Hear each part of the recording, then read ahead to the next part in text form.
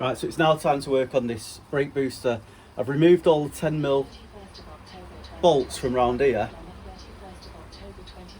I'm mainly filming this now because if it springs apart, which I have a bad feeling it will, I want to know how to put it back together again.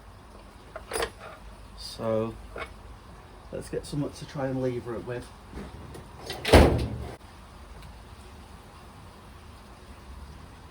I'm assuming there's some sort of diaphragm in here. I might have to take these off. So this looks like it should come out. Got some pliers on that.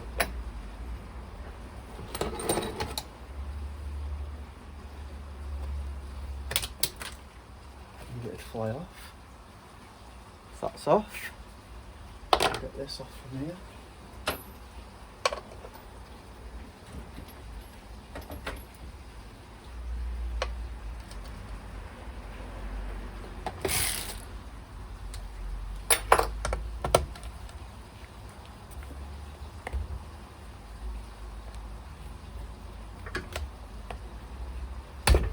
Oh, there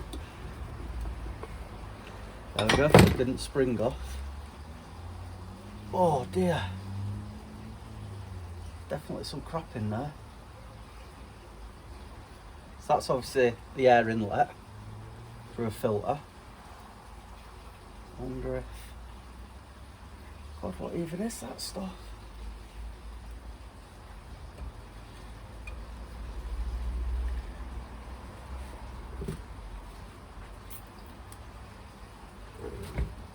Well, this hose we can definitely replace. That, no matter what, that'll not be a problem. See if we can use the smooth pliers, which we can. So that can be cleaned. There's no problem with that. The filter can be changed, that can be cleaned. I don't know what all this is. It's all. Let's go and give it. I'll go and clean this out and then I'll come back.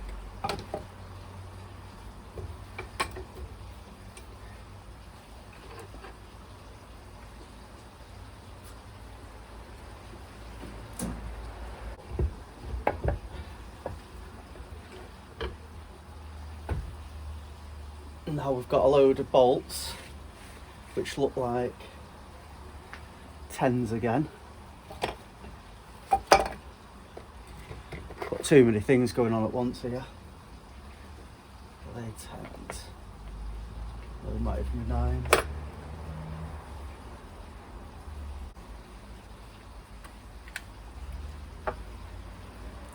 So these are 9mm.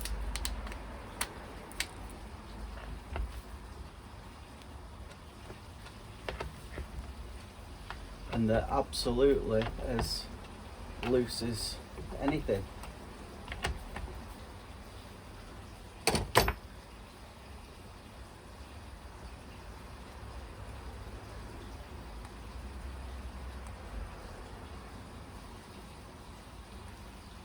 To be fair, I think these need to be accessed from the other side as well.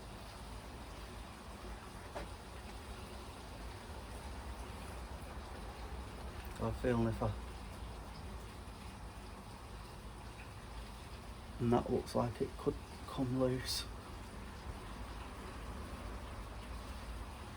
Where's my pick?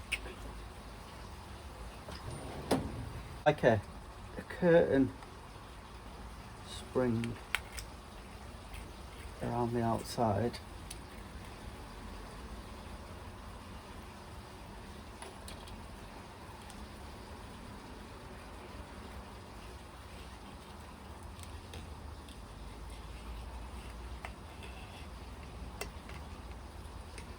Let's turn it over and have a look what we've got.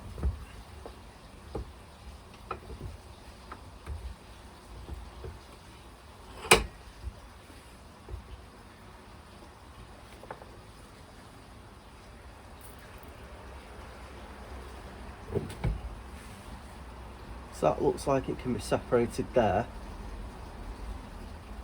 because we've got a fit in there and a fit in there. But it doesn't look like this comes out. So at this point, I've tried to take out this aluminium sleeve that was stuck in. As you can see, I tried so many different methods of doing it. I ended up cutting I think it was a 25mm SDS masonry bit for the drill, cutting it flush and used it like a planishing hammer with WD-40 and worked it all the way around, as you can see there, just trying to get it lubricated enough to get it out, but absolutely nothing would work. So in the end, all the work that I'm doing here cracked the sleeve. So I ended up taking an angle grinder to it, as you'll see in a second, and actually cutting it and then just levering it out. It ended up breaking into 2 pieces, but I've done another video on the repair of the aluminium sleeve. Alright, so as you just saw, that didn't go quite to plan. It's no wonder it flew off though. Absolutely mucked in that was never going to come off. I don't know if this is supposed to just come up. It's got springs on the other side.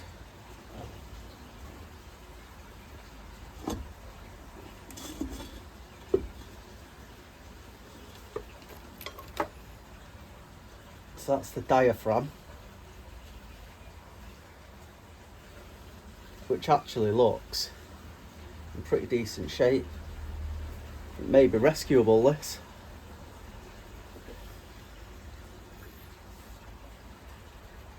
And the plunger is there. I'm assuming my bolts are going to be in there somewhat. They are. So the bolts are down there, just inside the spring. What I need to do is figure out how this comes off, because unless that does separate out there and releases the plunger, but I would have thought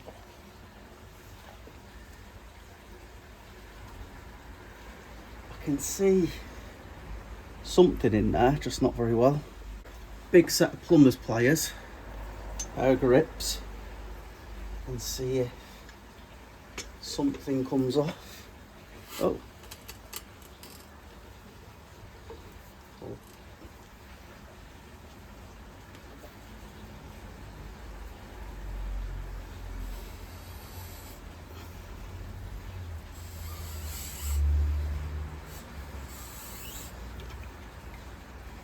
I don't know which one's supposed to come off.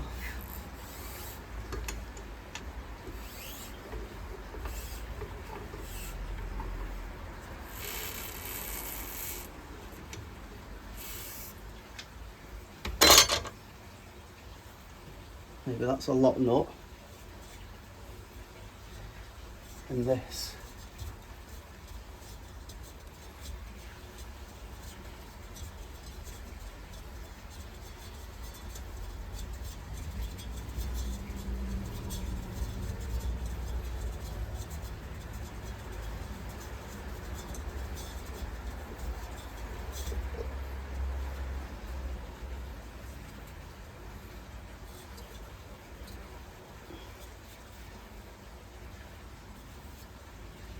Ah, it's got a little circle up at the bottom.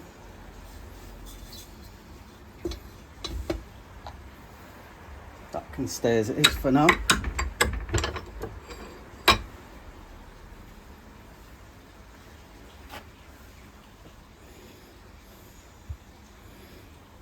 Barrel looks nice and clean.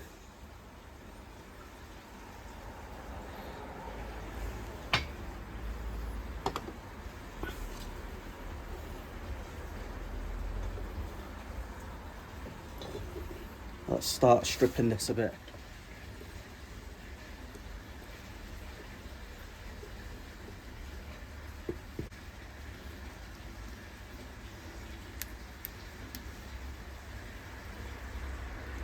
So we've got a circlet, followed by a washer.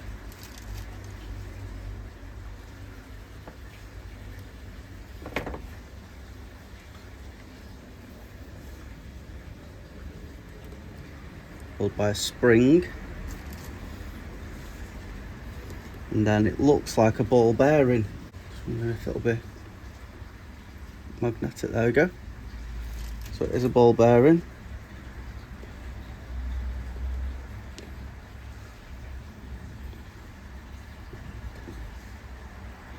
And that's it inside there.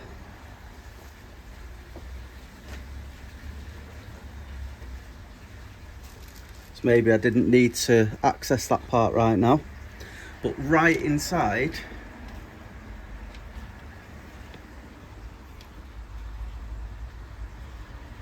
we have another clip that's like, but it's like that, and it's down there.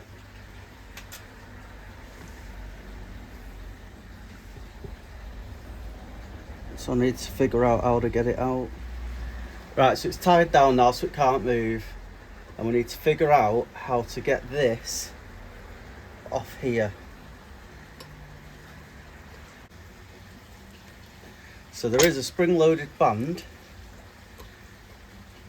that goes round the outside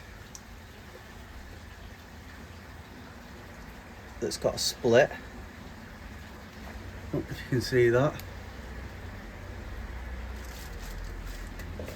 Then got a pin going through the middle.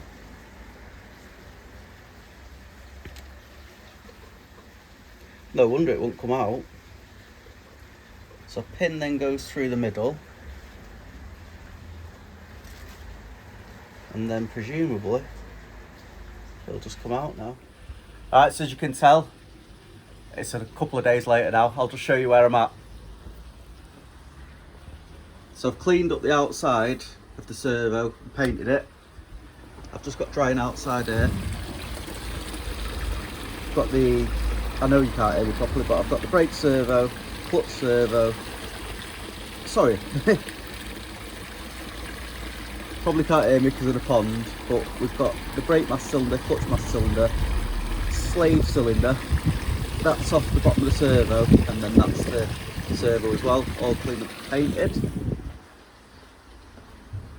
When I opened up the cylinder, the inside lining was all really clean except for a little bit of pitting that was just around this section here. So what I've done, as smooth as I could, I've got some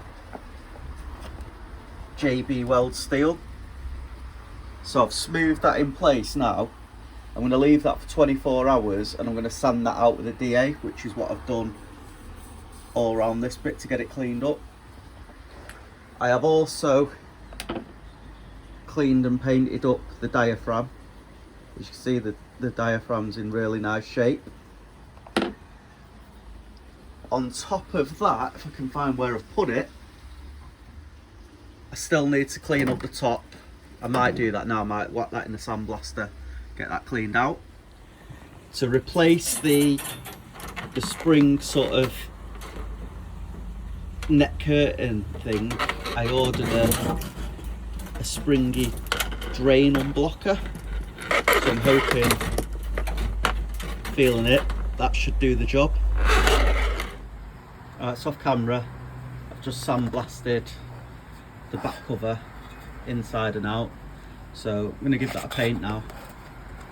In fact, I'll do the inside first, and then I'm not going to ruin the face when I turn it over to paint the other side. So I'll get on with that now. So I've just give that a quick blast of direct to metal paint. I'll leave it till tomorrow and we'll coat the other side. And hopefully that'll be ready to give it a sand down as well. Right, so hopefully you can see back on the servo now. I've left it about 3 days to make sure that the JB Weld's gone off. So that's how it's looking. I'll give it a sand down now with the 2-inch rotary and see how it comes out. That's how the lids come. for the servo, so that's looking decent. And that's been done with £5 Lidl direct to metal paint, paints over rust and everything. I was in there just looking at what tools they did and went for that. So I'll get this sanded and we'll see how it comes out. Apologies about the compressor. I ended up switching to an 80 grit, and as you can see there was a few high and low spots in it as well, but we've got a tiny little bit of a lip of transition, but not enough I don't think to make a difference. The seal is pretty decent that goes on the diaphragm, so I think we'll start banging that back together. This edge doesn't really matter because this is where the aluminium ring goes round that holds it in, so I'm thinking we should be pretty good with that.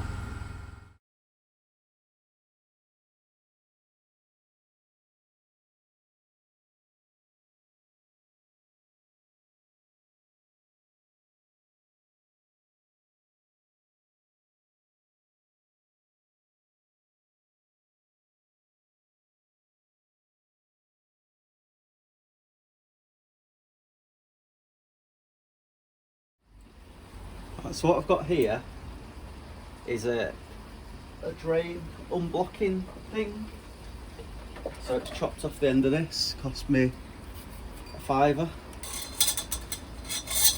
And I've got loads of excess. I've got like a 2 metre one. What I basically need to do is get it around the inside of here with some sort of join at the end so that it's springing out. So what I'm going to do is get a marker. Sorry, I've just noticed, so if it's like that on some more of it, I apologise.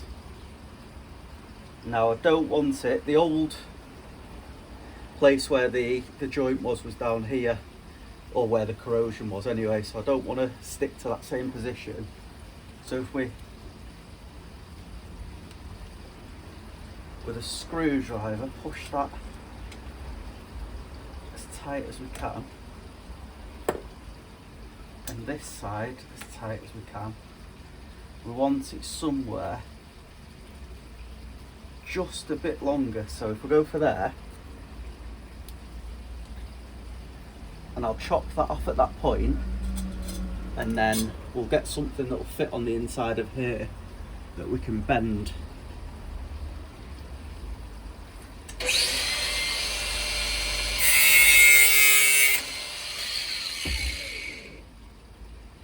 Before we do anything, let's see if we can force this into the position we want it. It might just want trimming a little bit. No, I think that'll do it, and then oh, much better.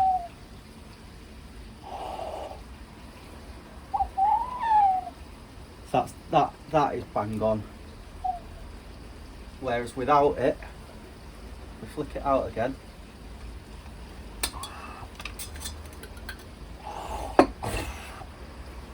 So that's seeming like a working servo to me. So let's find a way of joining this together. I'll come back to you once I've done that.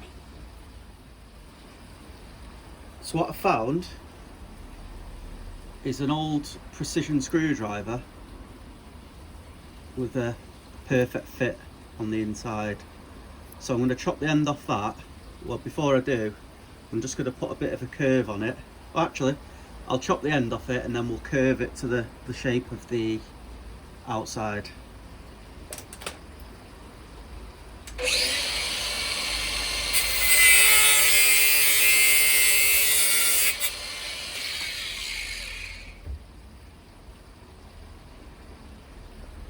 So that's our pin essentially, that now needs to follow that shape. It doesn't need much of a tweak.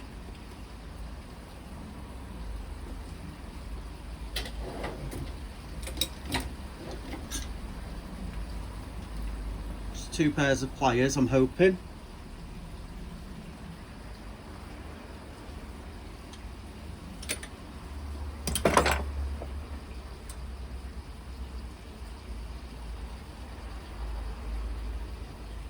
and that now follows the correct shape. So what we'll do, in on one end, follow it round, and same on the other end, and that is what we're left with. A nice joint. It doesn't want to move, so it should be fine. If I put that end in first, it will not want to go anywhere, and then we'll force the other end, and see it's a little bit long, snapped into position. And now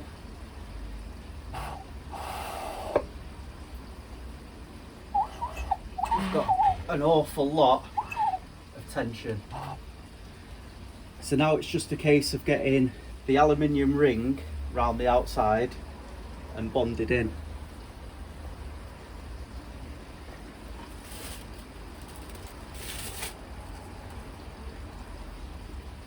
So I now need to get this round there. I have put this through the sandblaster. As you can see, it's dulled off, but that needs to go in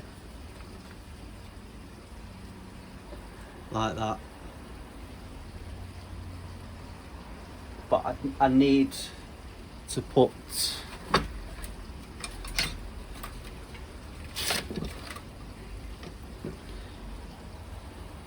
the rubber seal in. Rubber seal needs a little bit of a clean as best I can, but I'll get the rubber seal in, and what I think I'll use is some car body panel adhesive, and we'll just have to leave that in for a couple of days. And then I can't use a spring washer, you see, and that is what's going to be holding the top on, whereas before it was a spring washer that was springing out. There's a cut out over here, and the spring washer was coming through there. But I may be able to drill and tap, the LEDs again. I may be able to drill and tap a couple of little different sections around here, or maybe I'll probably rivet it. That should be okay if I rivet it and then put some JB weld around the rivet maybe. So I'll get this on now and then I'll come back to you.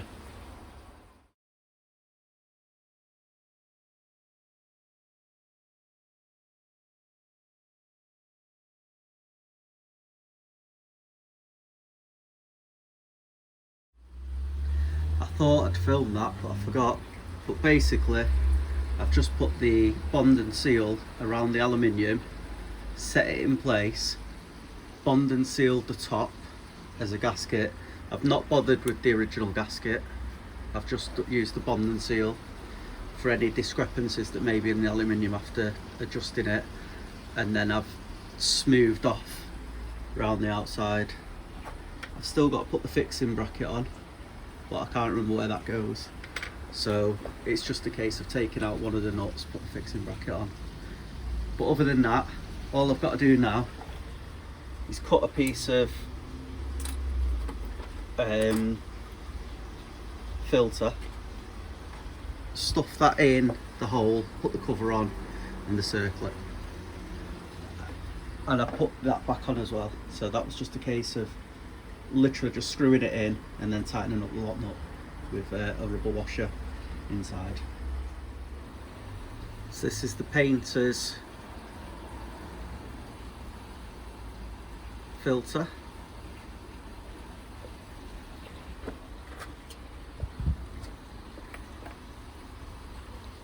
Follow that by serrated edge and then clip. And that's ready now as well. So that is the completed servo rebuild. Don't know if it's going to work, but we'll soon find out. Well, not too soon because I've still got to rebuild the rest.